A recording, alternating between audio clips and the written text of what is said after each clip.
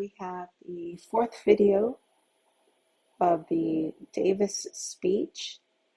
This is Jen the Liberty Lion, and I'm reading a speech from Representative Davis from 1841.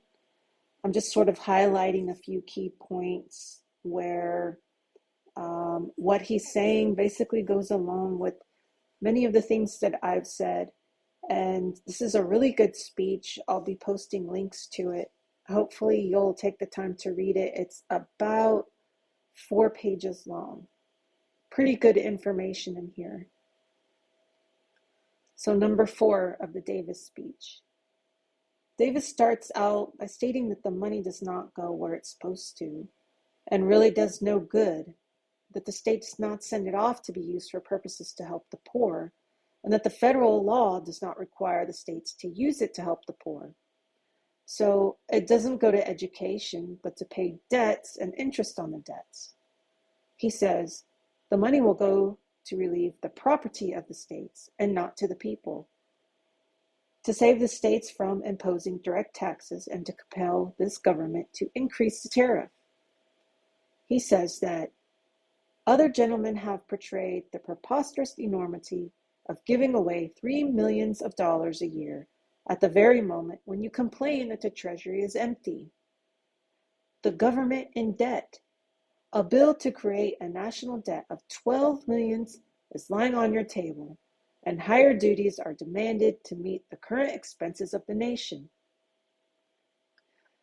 Davis uses this example that the money was to be used for education divided among the people, and that it would amount to about 18 to 20 cents per head for education. He says, but to do this, the federal government would have to impose a tariff, which would cost each person 80 cents to pay off the loan and twice 20 cents a year forever after that.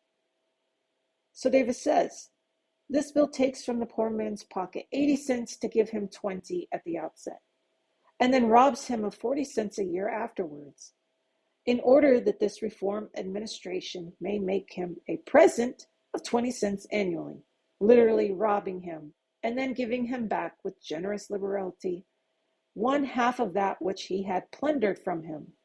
In order to give him the blessings of education, you strip the clothes from his back, when decency will debar him from entering the schoolhouse.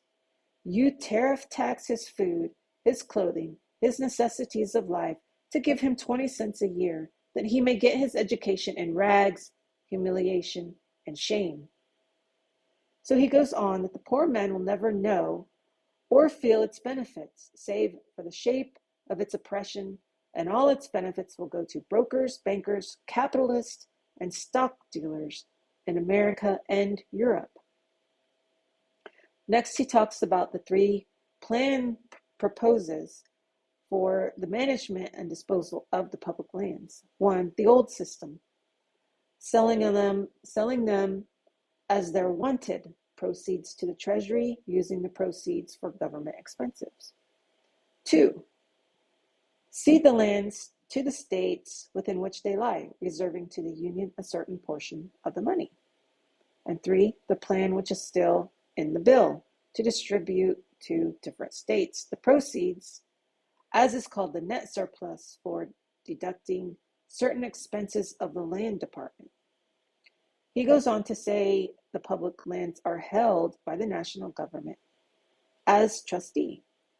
He also states, quote, it has not been contended on any hand that this government has the broad right to give away the public property unless it be for some public service or as an equivalent for some legitimate advantage to the country at large. So he says there is no thing in the Constitution that says that the government has a broad legal right to sell the public lands for whatever purposes they want. I would like to add to this that the only property in the federal Constitution the federal government was to make purchase for was posts to build forts upon for the mutual defense of the nation. So that being the only property that they own, how do they sell public lands that belong to the state? It seems to me that if the federal government purchased lands and they wanted to sell some of those lands, that they could sell them back to the states.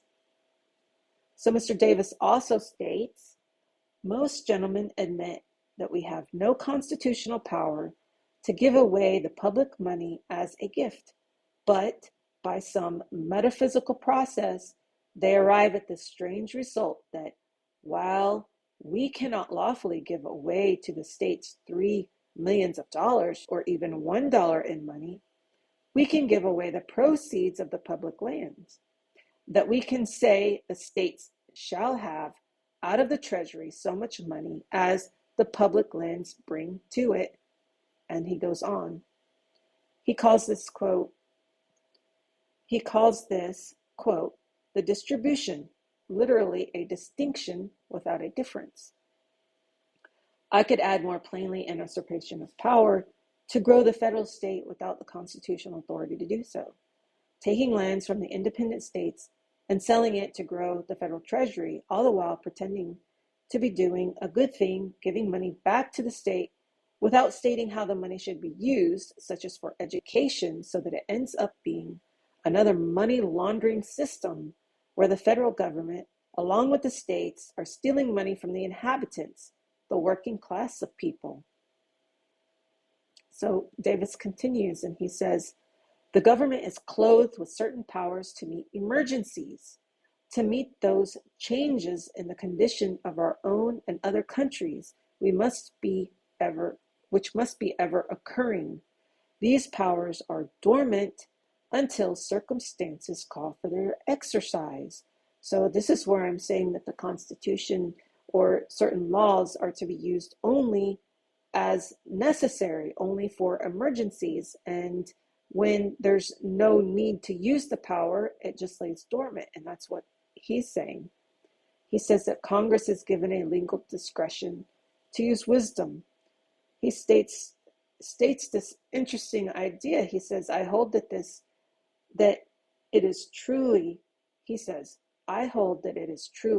unconstitutional to exercise a granted power when there is no occasion or necessity to do it, as it is to assert a power never granted. In other words, the powers granted to the federal government should be used as necessary, and that having a granted power does not mean it is necessary to use it at all times. It calls it a breach of the spirit of moral essence of the compact. So the compact to be used for emergencies, not to be used all the time, but the federal government is standing all the time and using the Constitution and its granted powers continuously, where having granted power does not mean you must use it continuously.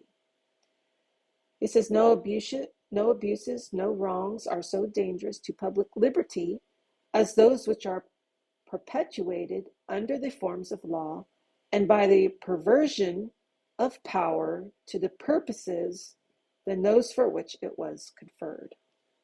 So some very interesting statements by Mr. Davis.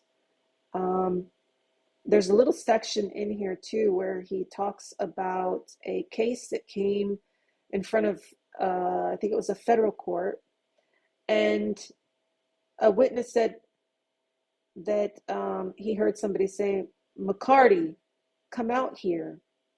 And then he sort of got mixed up, and later on he said that the person said, come out here, McCarty. And that based on that simple reversal of his words, they said that there was a material difference in the eye of the law, and they threw out the case because the judge wanted it thrown out. And you can read this in here, and it's kind of interesting on how they look at the law in their own view of right and wrong, or to what benefits them. So I have one more page. It's, I think, fairly short, and we'll just go over that real quick. And you can always, of course, and I encourage you to go to the link I provide and sit and just kind of read this speech. Very interesting, make some good points. With that, I'll see you in the next video, which will be video 5.